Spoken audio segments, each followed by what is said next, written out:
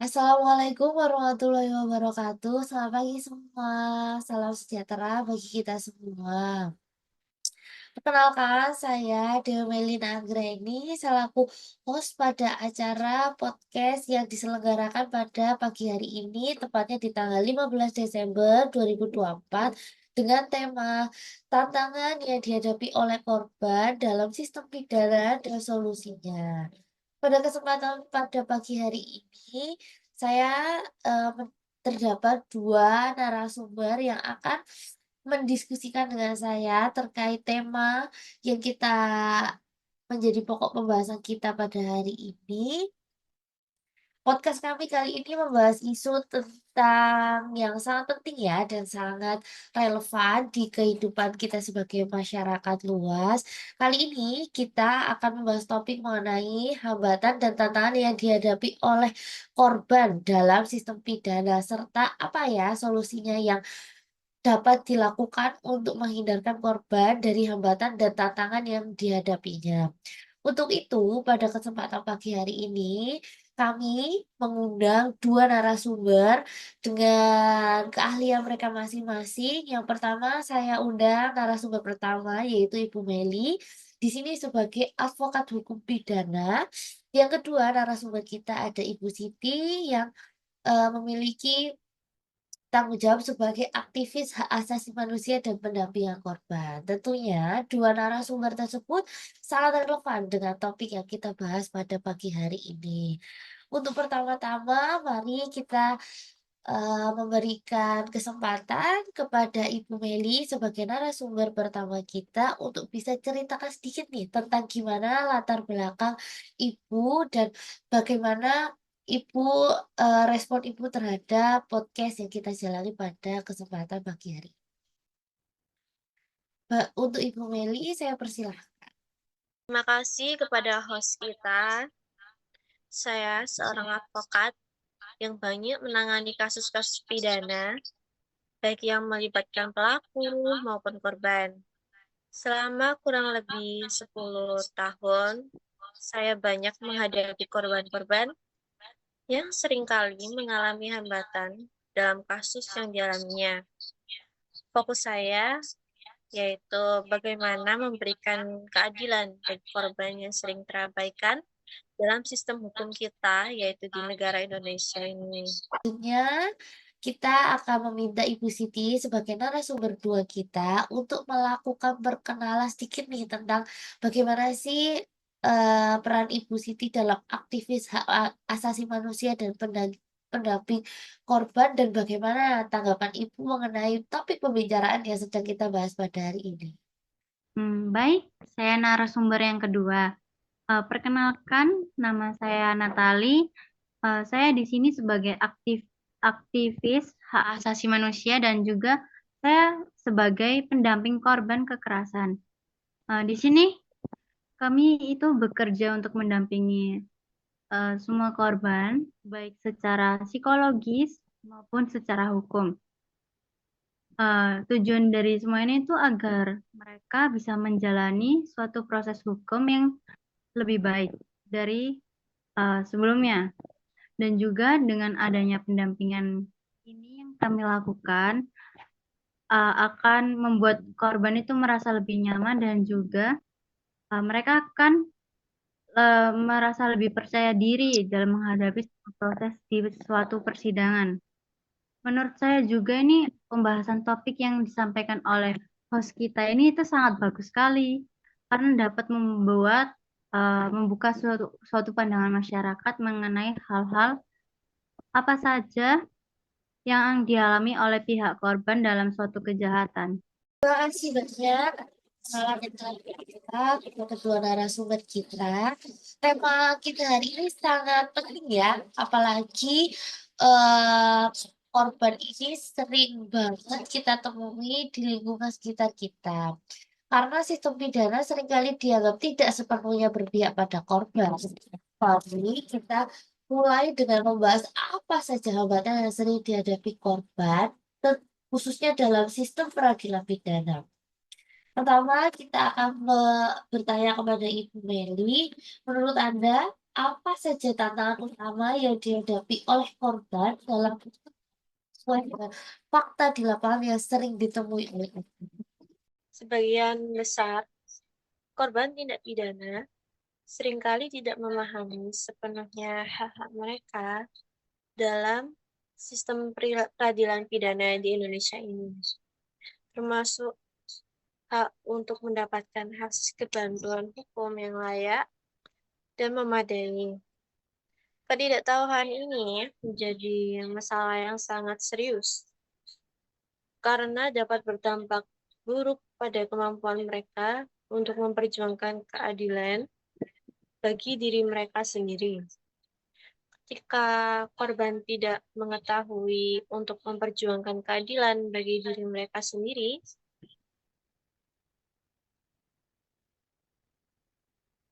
seperti hak atas perlindungan hukum, itu seperti hak dasar mereka.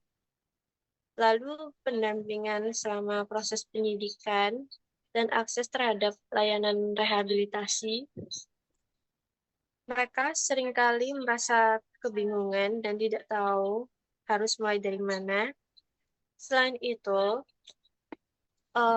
ketidakpahaman ini juga membuat mereka lebih rentan terhadap eksploitasi atau ketidakadilan selama proses hukum berlangsung. Banyak korban yang akhirnya memilih untuk tidak melapor atau terlibat dalam proses hukum karena takut tidak yakin bahwa sistem peradilan akan berpihak kepada mereka, yaitu korban, atau khawatir terhadap dampak negatif yang mungkin timbul, seperti stigma gitu dari masyarakat atau intimidasi dari pelaku. Hal ini semakin memperburuk keadaan korban yang seharusnya mendapatkan dukungan penuh dari sistem hukum kita. Selain itu, kurangnya informasi dan edukasi hukum yang tersedia secara luas di masyarakat juga turut menjadi penyebab utama ya mengapa korban seringkali terjebak dalam ketidakberdayaan saat menghadapi situasi hukum ini. Oleh karena itu, penting untuk menyoroti betapa krusialnya peran edukasi dan penyediaan informasi hukum yang mudah diakses bagi semua kalangan masyarakat, khususnya bagi korban tindak pidana. Langkah tersebut tidak hanya bertujuan untuk memberdayakan korban, tetapi juga melindungi hak-hak mereka serta memastikan bahwa mereka dapat memanfaatkan seluruh mekanisme hukum yang tersedia ini. Upaya ini juga harus dibarengi dengan dukungan nyata seperti penyediaan layanan hukum, bantuan hukum yang proaktif dan bebas biaya, sehingga korban tidak merasa terbebani atau terhalang secara finansial dalam mendapatkan keadilan seharusnya menjadi hak mereka. Seperti bantuan hukumnya itu berbayar, harusnya korban yang mengalami atau mendapatkan suatu musibah, harusnya mereka mendapat bantuan hukum yang menurut saya harusnya itu gratis ya, bukan berbayar. Dengan adanya edukasi yang memadai dan dukungan hukum yang jelas, korban akan lebih mampu menjalani proses hukum dengan rasa percaya diri dan aman, serta memiliki harapan yang lebih besar terhadap hasil yang adil dari sistem peradilan pidana kita, yaitu di negara Indonesia ini. Terima kasih Bu atas pemaparannya. Apakah Ibu bisa memberikan contoh salah satu perlindungan hukum apa yang dapat diperoleh oleh korban? Korban tindak pidana memiliki hak untuk memperoleh perlindungan dari lembaga perlindungan saksi dan korban atau bisa disebut LPSK dengan syarat mereka memenuhi kriteria yang ditetapkan dalam peraturan perundang-undangan tersebut. Ketentuan tersebut diatur dalam Undang-Undang Nomor 13 Tahun 2006 tentang perlindungan saksi dan korban yang kemudian direvisi melalui Undang-Undang Nomor 31 Tahun 2014. Undang-undang ini memberikan jaminan perlindungan bagi saksi dan korban dalam semua tahap proses peradilan pidana, dengan tujuan agar mereka dapat memberikan keterangan tanpa rasa takut atau ancaman, sehingga membantu pengungkapan tindak pidana secara menyeluruh. Perlindungan yang diberikan meliputi keamanan pribadi, keluarga, dan harta benda, serta hak untuk memberikan keterangan tanpa tekanan. Selain itu, saksi dan korban juga berhak mendapatkan pendampingan hukum dan bantuan medis, serta psikologis jika diperlukan. LPSK ini bertugas memastikan bahwa hak-hak ini terpenuhi, terutama saksi dan korban ini ya, sehingga proses dalam peradilan tersebut dapat berjalan dengan adil dan transparan tanpa memihak satupun. Untuk memperoleh perlindungan dari LPSK ini, korban harus mengajukan permohonan secara tertulis yang memuat identitas lengkap dan informasi mengenai tindak pidana yang dialami. LPSK kemudian akan melakukan penilaian terhadap permohonan tersebut untuk menentukan apakah korban memenuhi syarat untuk mendapatkan perlindungan. Jika disetujui, LPSK akan memberikan perlindungan sesuai dengan kebutuhan korban yang dapat mencakup yang pertama itu relokasi, yang kedua pengamanan, yang ketiga pendampingan selama proses peradilan. Jadi korban ataupun saksi itu dapat pendampingan selama mereka berada dalam proses peradilan. Selain itu, LPSK juga memiliki peran dalam memberikan kompensasi dan restitusi kepada korban tindak pidana.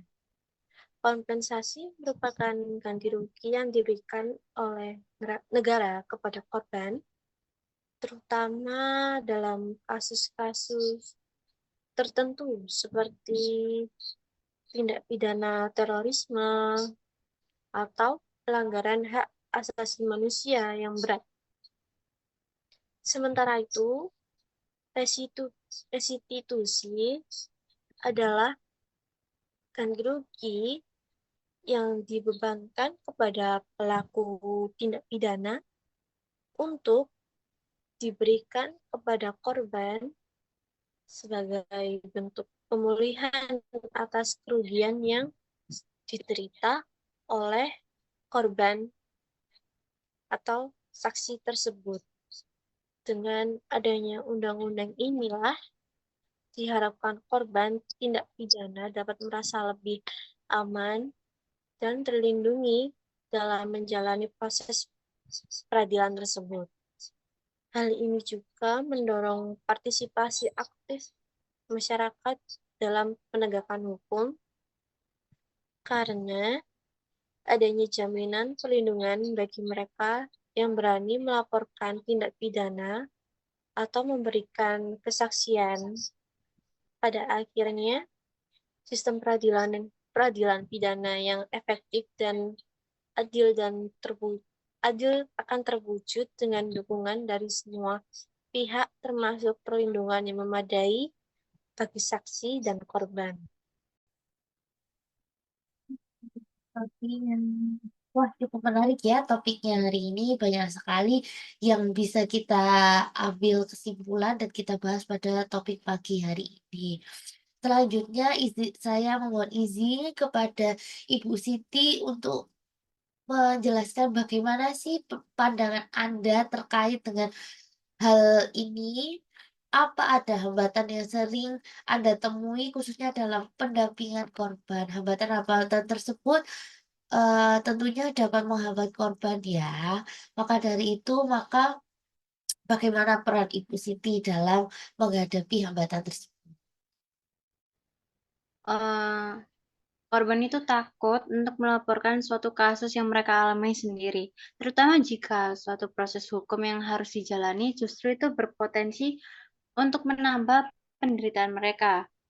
Rasa takut yang dialami oleh semua korban itu pada saat kekerasan tersebut terdapat kekerasan seksual maupun kekerasan dalam rumah tangga, yang dimana posisi mereka itu kerap kali lebih rentan secara emosional, psikologi, bahkan ekonomi. Bagi banyak korban itu juga langkah pertama itu untuk mencari suatu keadilan terasa begitu berat karena mereka harus menghadapi stigma sosial yang seringkali menyalahkan atau meremehkan pengalaman mereka sendiri. Eh, Hal ini semakin diperparah dengan rasa malu dan juga beban mental yang timbul akibat tekanan dari lingkungan yang ada di sekitar mereka sendiri.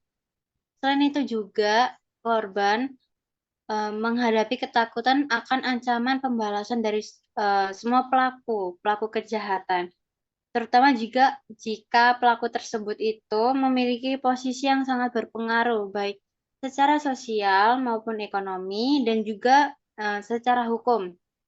Dalam situasi ini juga membuat korban itu semakin ragu, yang dimana korban tidak ingin berbicara lagi terkait kasus mereka, dan juga jika mereka merasa tidak mendapatkan perlindungan yang memadai dari suatu negara kita ini atau pihak berwenang, maka sistem perlindungan korban dan penanganannya dari aparat penegakan hukum itu belum optimal, yang dimana itu menambahkan ketidakpercayaan dari diri korban untuk melaporkan kasus mereka ke pihak yang berwenang. Yang dimana pihak berwenang itu seharusnya itu memberikan suatu keadilan dan juga keamanan bagi semua para korban dari ancaman tersebut.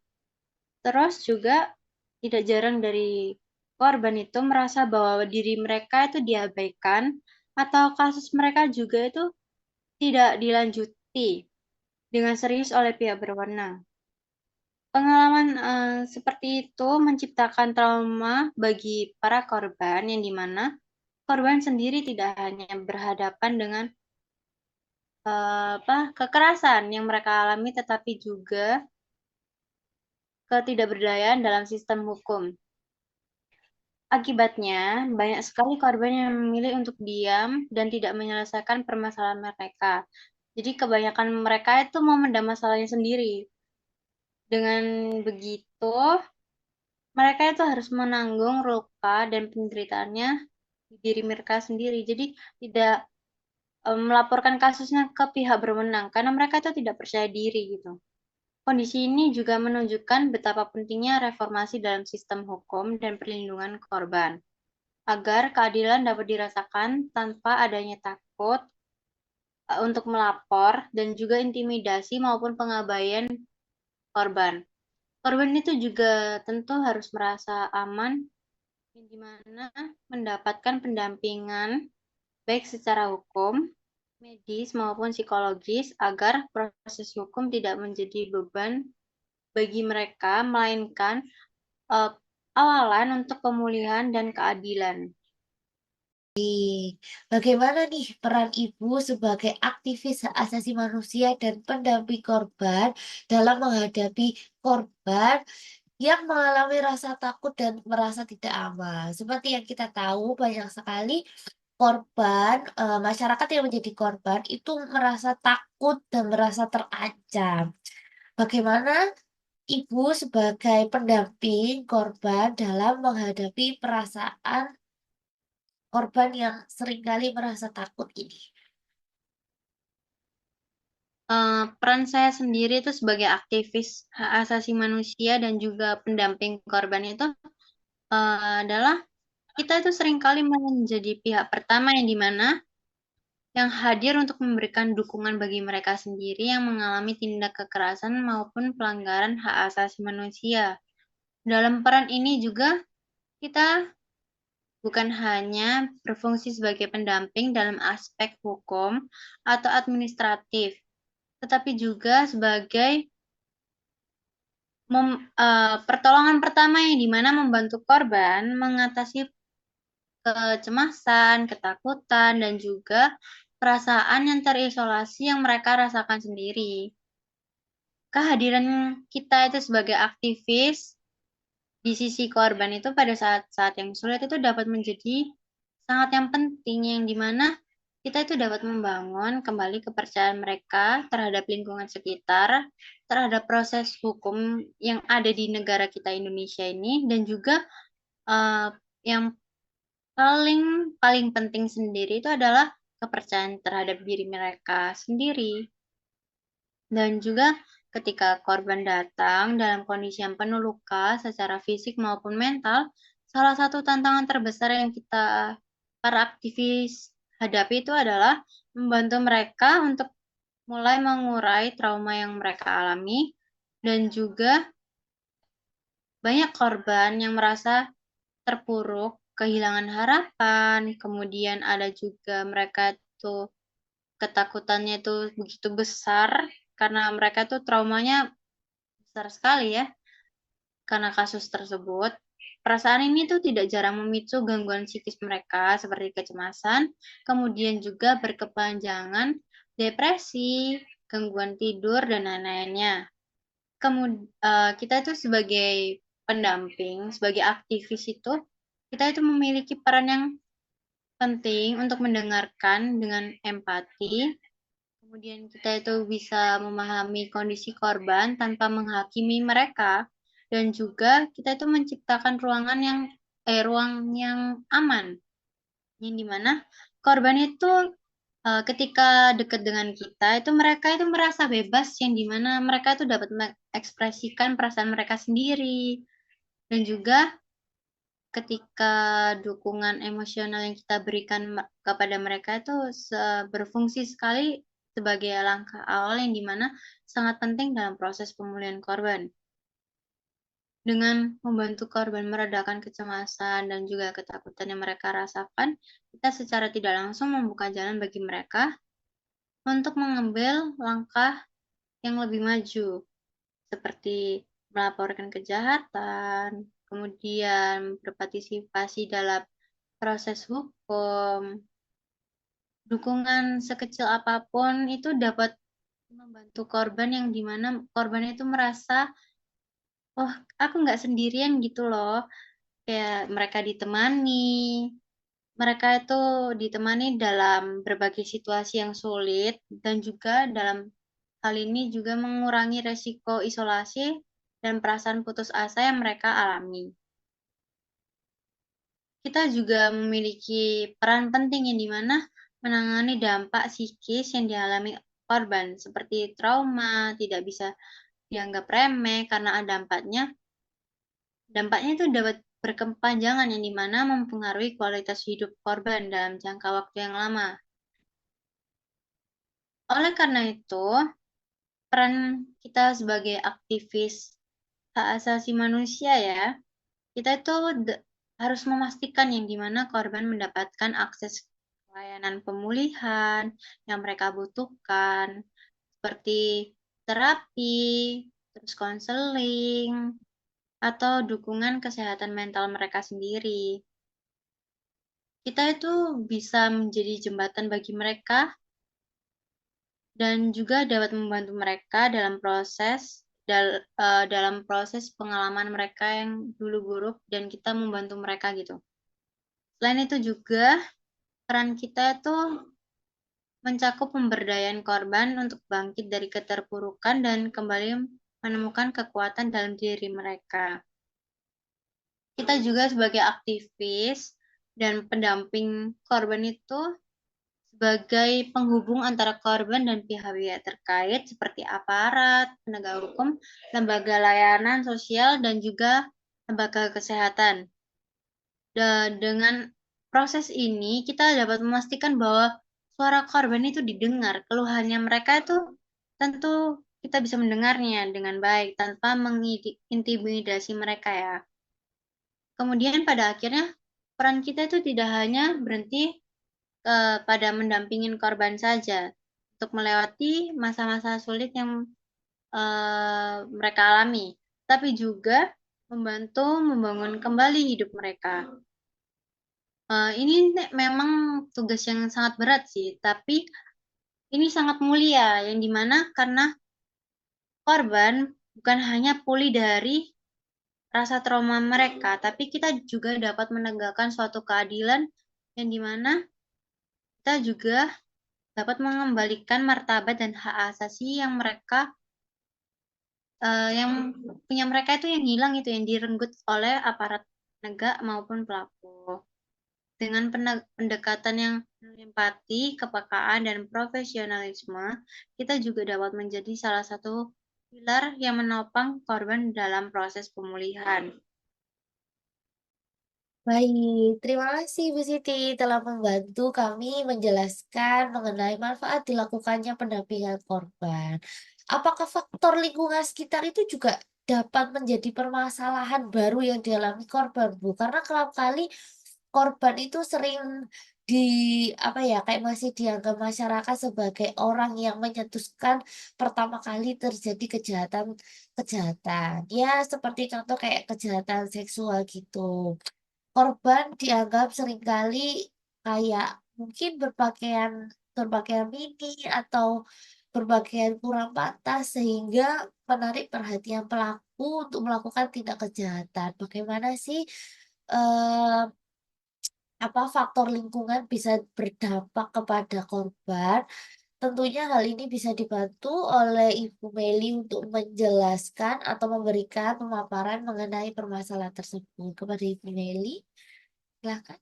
Faktor lingkungan yang sering disebut sebagai stigma sosial memainkan peran signifikan dalam memperoleh trauma yang dialami oleh korban kejahatan. Korban mungkin merasa malu atau takut untuk melaporkan kejadian yang menimpanya karena khawatir akan mendapatkan perlakuan yang lebih buruk dari masyarakat sekitarnya. Stigma sosial ini sering muncul akibat kurangnya pemahaman masyarakat, budaya yang cenderung menyalahkan korban atau victim blaming, atau stereotip tertentu yang melekat pada jenis kejahatan yang dialami korban. Budaya victim blaming di masyarakat menyebabkan korban dianggap turut bertanggung jawab atas kejahatan yang menimpanya, misalnya dalam kasus kekerasan seksual, korban sering disalahkan dengan alasan seperti peran korban tidak pantas atau korban terlalu ceroboh. Sikap menyalahkan korban ini tidak hanya menambah beban psikologis bagi korban, tetapi juga menghambat proses pemulihan mereka. Korban yang disalahkan cenderung merasa malu, bersalah, dan kehilangan harga diri, yang pada akhirnya memperburuk kondisi mental dan menghambat pemulihan mereka.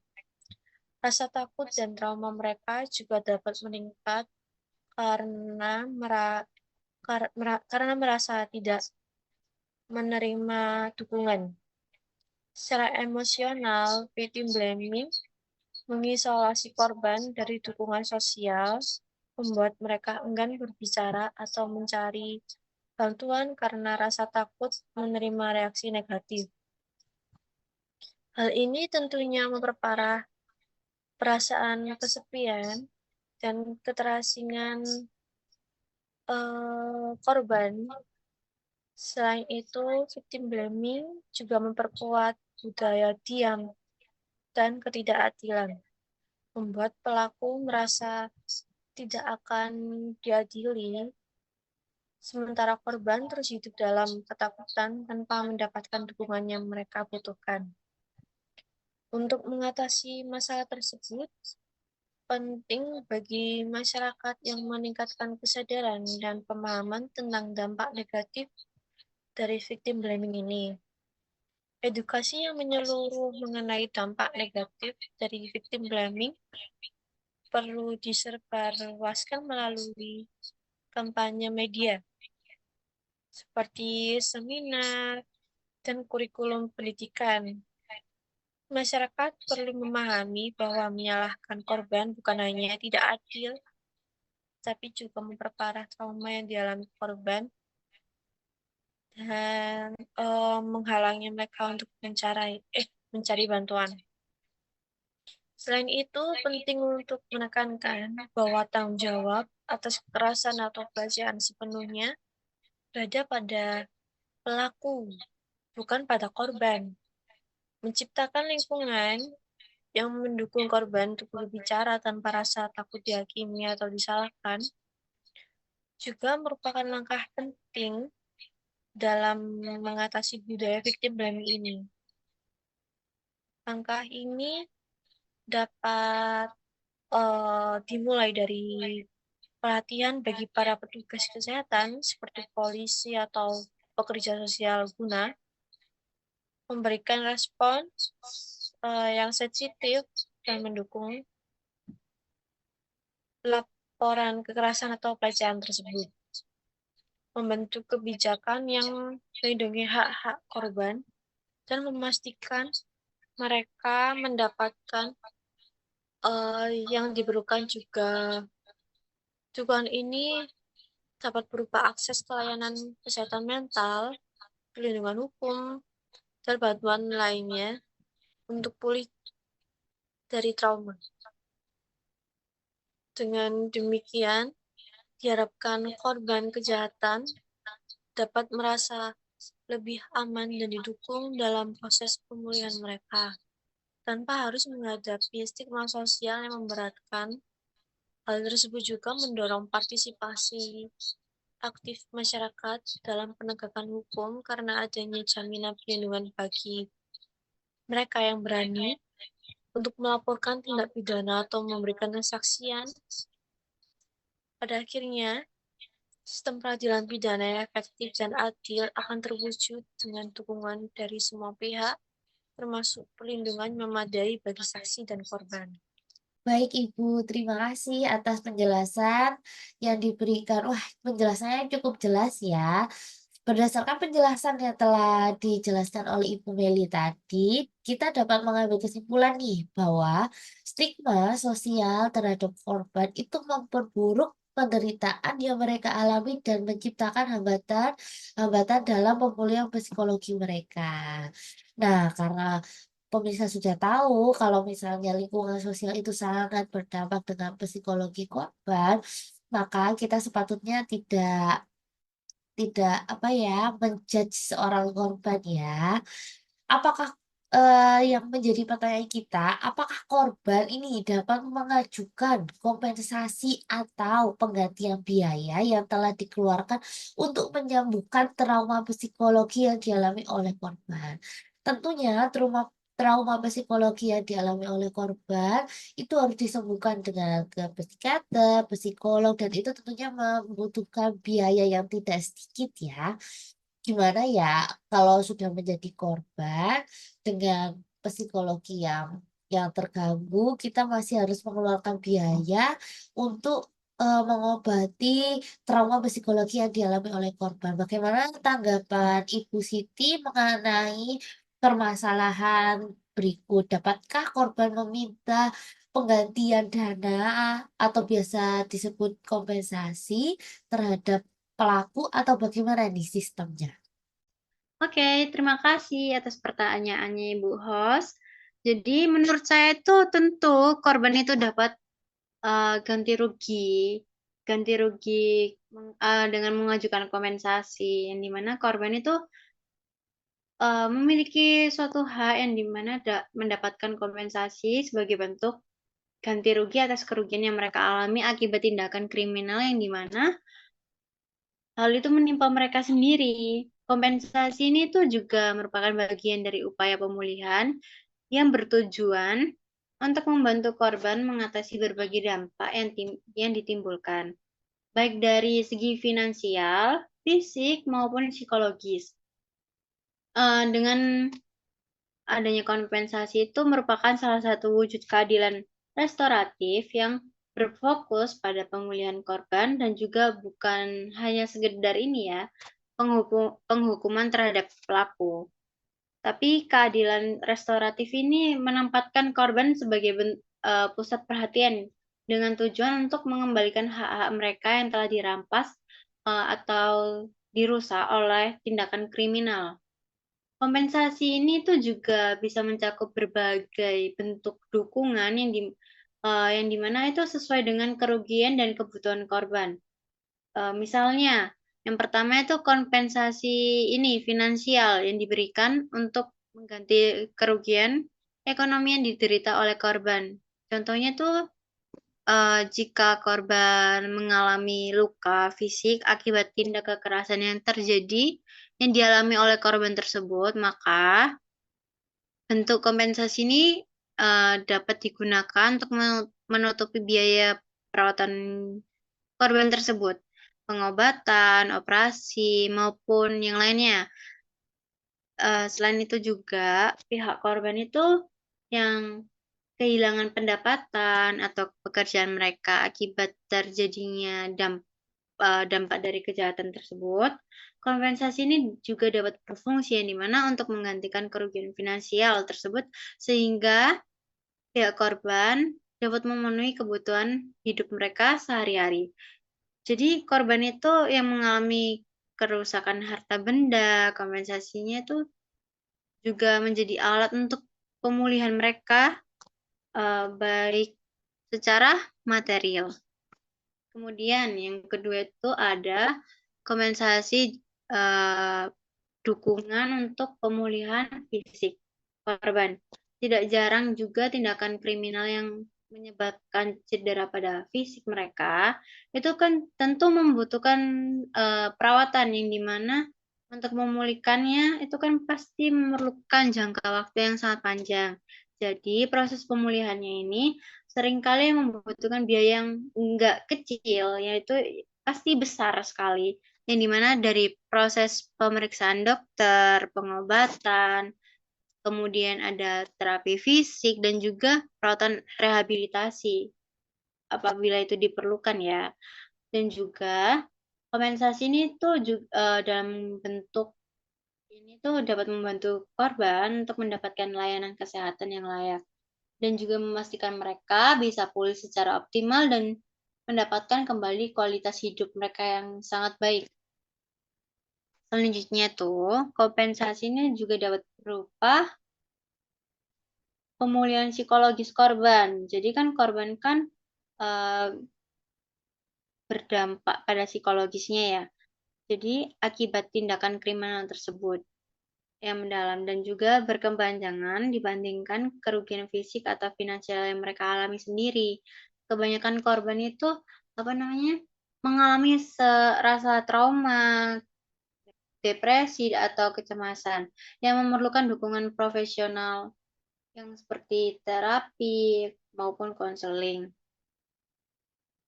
Selain itu, sebagai bentuk pemulihan, kompensasi ini juga memiliki nilai yang simbolis atau sebagai pengakuan terhadap penderitaan yang dialami korban.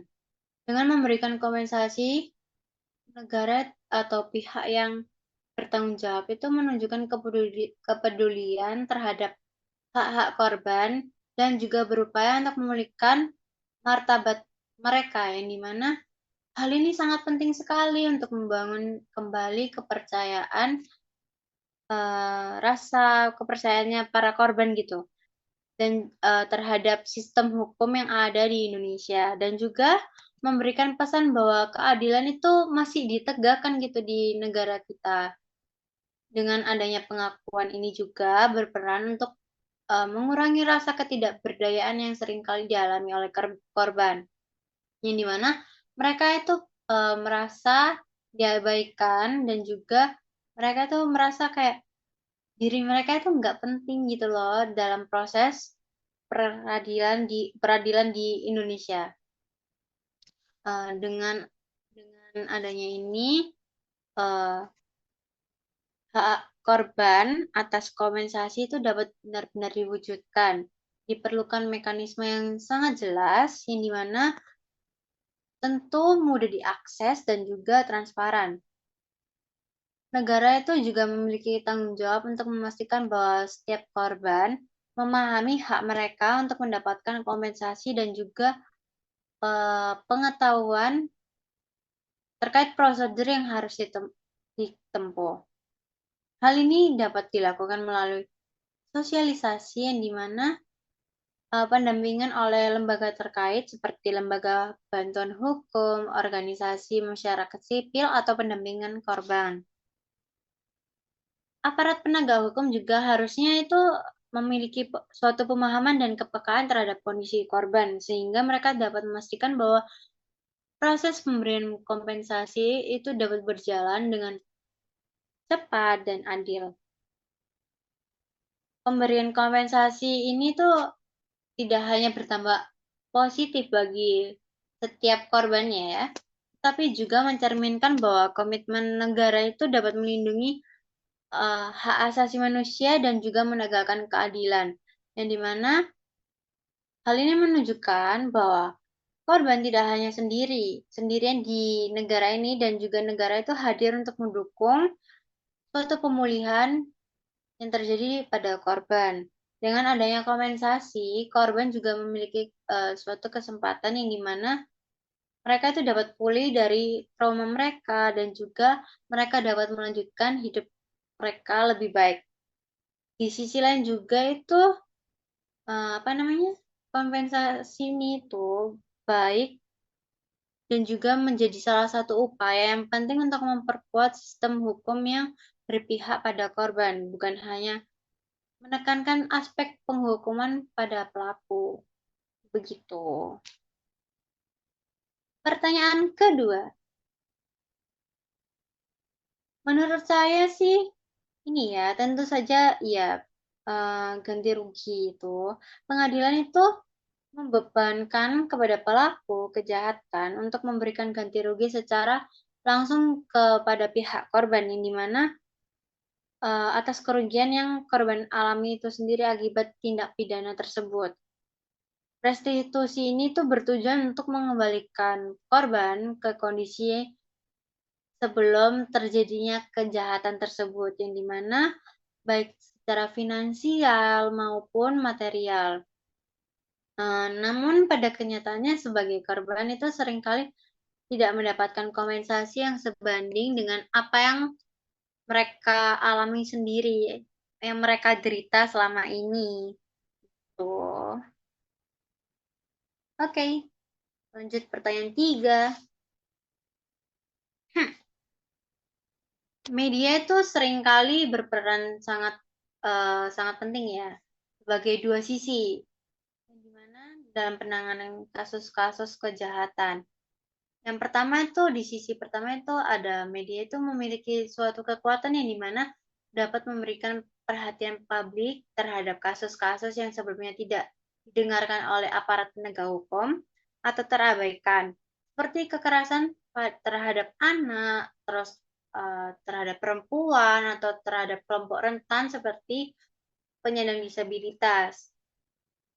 Sorotan media itu dapat membantu mendorong penegakan hukum, menggerakkan opini publik untuk berpihak kepada korban, serta memberikan tekanan pada pihak berwenang agar bertindak secara adil dan cepat. Media juga seringkali justru menjadi sumber masalah baru bagi korban. Baik, kami akhiri podcast ini. Kurang dan lebihnya kami semua minta maaf. Wassalamualaikum warahmatullahi wabarakatuh. Selamat siang semua.